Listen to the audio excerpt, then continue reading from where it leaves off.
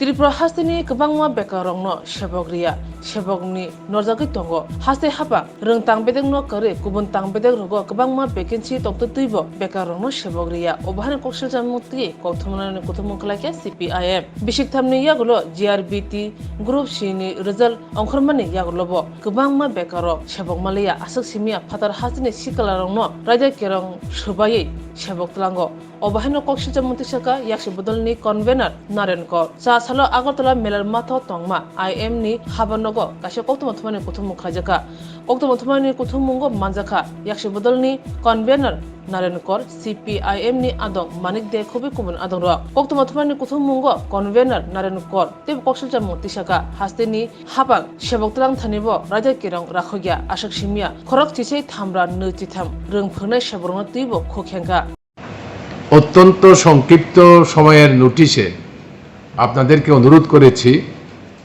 আমাদের একটি মাত্র বক্তব্য যা খুব স্পন্দনশীল খুবই গুরুত্বপূর্ণ বলে আমরা মনে করি যা আমাদের রাজ্যের বিশাল বেকার বাহিনী ছেলে মেয়ে যাদের মধ্যে সন্দেহের উদ্রেক হয়েছে এবং একটা চঞ্চলতার ভাব এতে পরিলক্ষিত হয়েছে এবং ইতিমধ্যেই সংবাদ মাধ্যমে কোনো ক্ষেত্রে তা প্রকাশিত হতেও আরম্ভ করেছে আপনারা জানেন যে ত্রিপুরা সরকার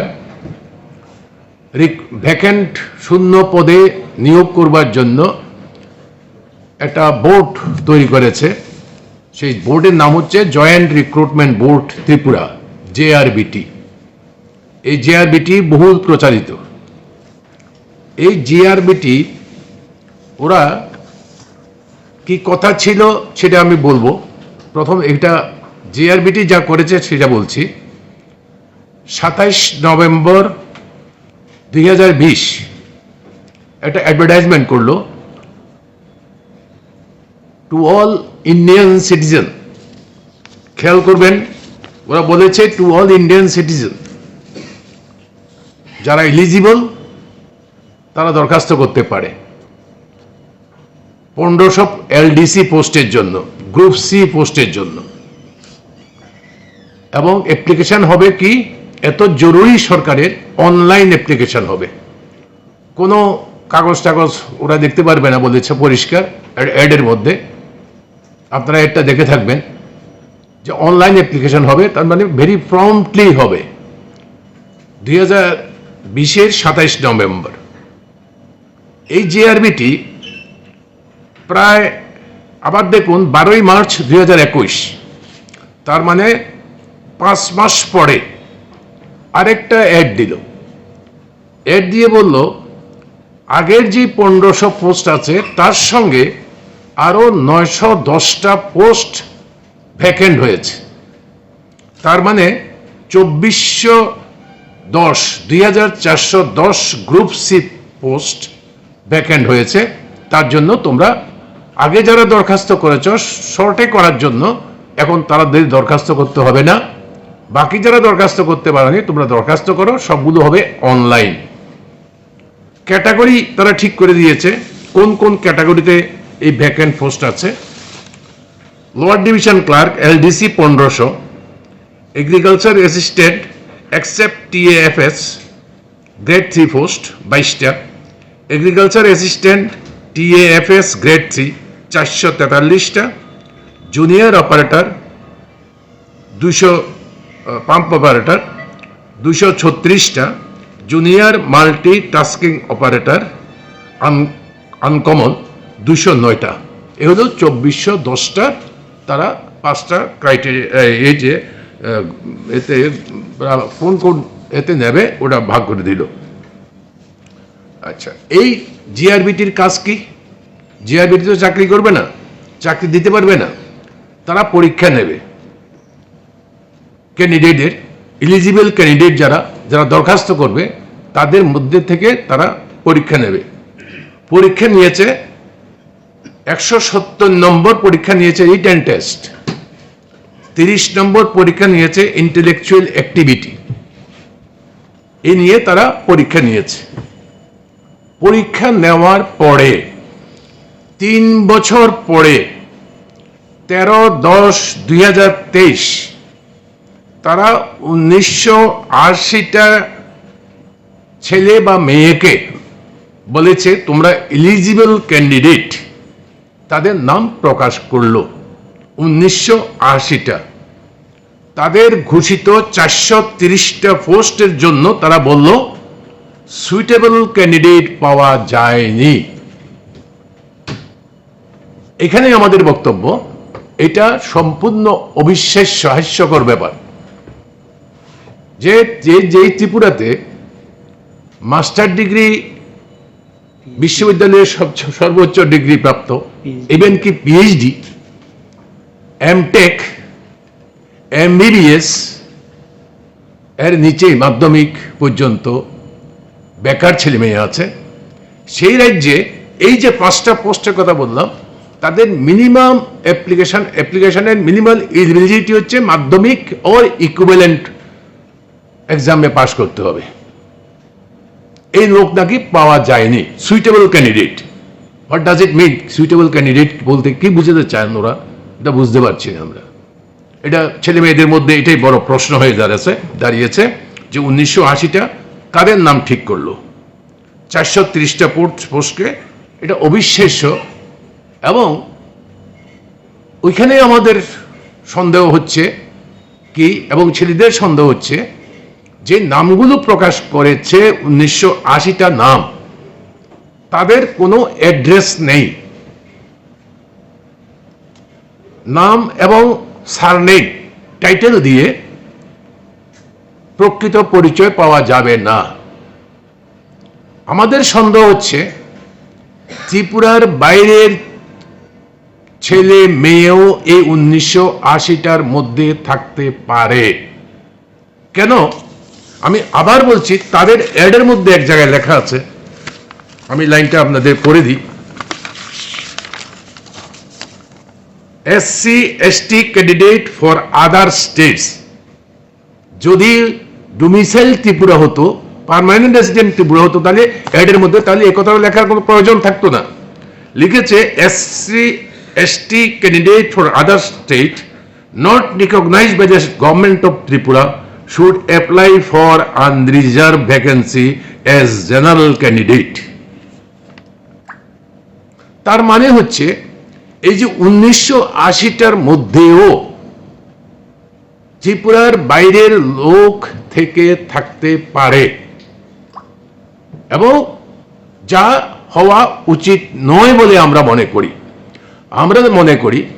আপনাদের মাধ্যমে ত্রিপুরা সরকারের কাছে আমাদের বক্তব্য হচ্ছে, আপনি জয়েন্ট যে JRBT কে বলুন পুরো নামের তালিকা প্রকাশ করুক, ঠিকানা তাদের দিতে হবে। কারণ আমরা চাই যেই স্ট্যান্ডার্ডের লোক তারা নেবেন বলেছেন, এই স্ট্যান্ডার্ডের জন্য ত্রিপুরায় সাফিসিয়েন্ট নয়, লক্ষ লক্ষ ছেলে মেয়ে আছে। এখানে বাইরের থেকে আনার কোনো প্রয়োজন নাই। এই গ্রুপ সি, গ্রুপ ডি পোস্টে আমরা CPIM মনে করি আমাদের রাজ্যের ছেলেমেয়েরা অন্যান্য পোস্টের জন্য এলিজিবল, কিন্তু এখানে বাইরের কোনো প্রশ্নই আসতে পারে না। কাজেই এদের এটা PRTC, এবং যখন আমি বলছি PRTCর কথা, আপনাদের কোনো কোনো কাগজে উঠেছে PRTCও নাকি নকল হচ্ছে, পয়সা দিয়ে কেনা যাচ্ছে। ভোটার লিস্ট ত্রিপুরার 60টা বিধানসভা কেন্দ্রের যে কোনো কেন্দ্রের নামেই তার নাম থাকুক, যেহেতু তার বয়স 18-র উপরে, ভোটার লিস্টে তার নাম থাকার কথা, তার অভিভাবকের নাম থাকার কথা। যদি ভোটার লিস্টের নাম সহ পাবলিশ করুক PRTCর সঙ্গে, এটা মাস্ট করতে হবে, অবশ্যম্ভাবী করতে হবে। এটা না করলে পরে ডোমিসাইল ত্রিপুরা ফলস সার্টিফিকেটও দিতে পারে। কাজেই এটা করতে হবে। এটা না করলে পরে মানুষ প্রতারিত হবে, মানুষের মধ্যে একটা ভুল বার্তা যাচ্ছে, অবিশ্বাসের বাতাবরণ তৈরি হয়েছে। 3 হচ্ছে যে পোস্টগুলো ভ্যাকেন্ট হয়েছে, ওরা বলেছে LDC 1500 পোস্ট, আমি যে বললাম আগে, যে পোস্টগুলো ভ্যাকেন্ট হয়েছে, এই ভ্যাকেন্ট পোস্টের মধ্যে এসটি এসসি তারপরে আপনার যে ওবিসি না, এসটি এসসি, তারপরে অন্য যেই রিজার্ভেশন আমাদের আছে, পিডব্লিউডি, তারপরে আছে আপনার এক্স সার্ভিসম্যান। আমাদের এখানে রিজার্ভেশন আছে ত্রিপুরা গভর্নমেন্টের পলিসির মধ্যে, রিজার্ভেশন পলিসির মধ্যে ST SC, PWD, ex serviceman, physically challenge person যারা পিডব্লিউডি বলে গভর্নমেন্টের ভাষায়। তো এই পোস্টগুলো এটার মধ্যে কিচ্ছু নেই। এই যখন অ্যাড দেয়, অ্যাডের মধ্যে কিচ্ছু নেই। এখানে ওই যে আগে বললাম বিহারের যিনি এসটি, এখানে এসটি নাও হতে পারে, বিহারের যিনি এসসি এখানে এসসি নাও হতে পারে।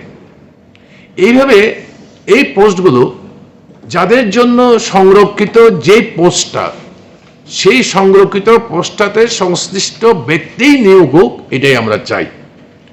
কাজে এখানে এই রিজার্ভেশনটা ঠিক মতো আছে কিনা এটা দেখা দরকার, রিজার্ভেশন ক্যাটাগরিটা ঠিক মতো আছে কিনা এটা দেখা দরকার। আমরা কেন কথাগুলো বলছি? আমরা বলছি আমরা চাই আমাদের ছেলেমেয়েরা যত দ্রুত চাকরি পাক, কিন্তু দুর্ভাগ্যের বিষয় জেআরবিটি যা করলো 1980টা পদের জন্য 3 বছর তারা পরীক্ষা নিয়ে বসে থাকলো, অনলাইন পরীক্ষা নিয়ে। এতে করে সন্দেহের তীর আরো বেড়েছে এবং নতুন নতুন প্রশ্ন এসছে যে আমাদের রাজ্যে বাইরের থেকে লোককে বিভিন্নখানে, বিভিন্ন জায়গাতে, বিভিন্নভাবে তাদেরকে ঢুকানো হচ্ছে, আমাদের ছেলেমেয়েরা পাচ্ছে না চাকরি। কাজে এই রাস্তা বন্ধ করতে হবে, 2 নম্বরই রাস্তা, এই রাস্তা বন্ধ করতে হবে। এরা বিরাট প্রত্যাশা আমাদের ছেলে মেয়েদের মধ্যে তৈরি হয়েছিল। আপনারা জানেন যে নির্বাচনের আগে ভীষণ ডকুমেন্ট বলা হয়েছিল 50,000 চাকরির পদ খালি আছে, প্রথম বছরই নিয়োগ করা হবে। আর এখন এটা হচ্ছে 6th ইয়ার, 6ষ্ঠ বছর। 6ষ্ঠ বছরে গিয়ে দেখলাম তারা 1980টা এলিজিবল ক্যান্ডিডেট এখনো অফার পায়নি। এলিজিবল ক্যান্ডিডেটরা তাদের কাগজপত্র নিয়ে সংশ্লিষ্ট ডিপার্টমেন্টে যাবে, কাগজপত্র পরীক্ষা করবে, তারপরে তারা অফার অ্যাপয়েন্টমেন্ট পাবে ওই দপ্তরের মধ্যে। কাজেই এখনো অনেক দেরি, এখনো এই 7 বছর পরেও এখনো এই যে বিরাট প্রত্যাশা, এর বাইরে এই যে 50,000 চাকরির পদ, আমরা সকলেই জানি যে আমাদের স্কুলগুলোতে অসংখ্য শিক্ষকের পদ খালি পড়ে রয়েছে, যা রাজ্য সরকার এক্ষুনি নিতে পারে। তারা যেই পদ্ধতিতে ইন্টারভিউ নিক, যেভাবেই নিক না কেন, আমাদের রাজ্যের ছেলেমেয়েরা চাকরি পাবে, এটাই আমাদের প্রত্যাশা, এটাই আমরা চাই। কিন্তু ওখানে কোনো ইন্টারভিউ হচ্ছে না। এর সঙ্গে যুক্ত হয়েছে, আমি ভীষণ ডকুমেন্টের থেকেই বলছি যে এর সঙ্গে যুক্ত হয়েছে 10,323 নতুন করে বেকার হয়েছে। তার মানে বিরাট সংখ্যক বেকার বাহিনী একদিকে যেমন আছে, অসংখ্য শিক্ষক এবং অশিক্ষক পদে শূন্য পদ আছে।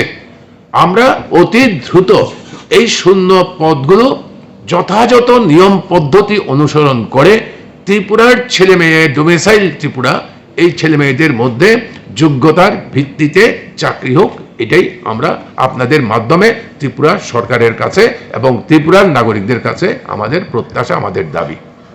মানিকবাবু, আলোচনা তো মোটামুটি সবটা শুনলেন। মূল বিষয়টা যেটা, এমনিতেই আমাদের রাজ্যে প্রচুর খালি পদ পড়ে আছে বিভিন্ন ডিপার্টমেন্টগুলোতে, এগুলো তারা পূরণ করে না। তার মধ্যে এটা তো একটা দীর্ঘ সময় অতিবাহিত হয়েছে। প্রতিদিন লেবার কমিশন অফিসের সামনে বিক্ষোভ, ধর্ণা, নানা ধরনের আন্দোলন হওয়ার পর শেষ পর্যন্ত গিয়ে তারা ফলটা প্রকাশ করলেন। এটা নিয়েও কিন্তু সাধারণ মানুষের মধ্যে ইতিমধ্যে পত্র পত্রিকায়, সংবাদ মাধ্যম আমরা দেখলাম খুব বিক্ষোভে বহিঃপ্রকাশ ঘটছে এবং সন্দেহ প্রকাশ করছে।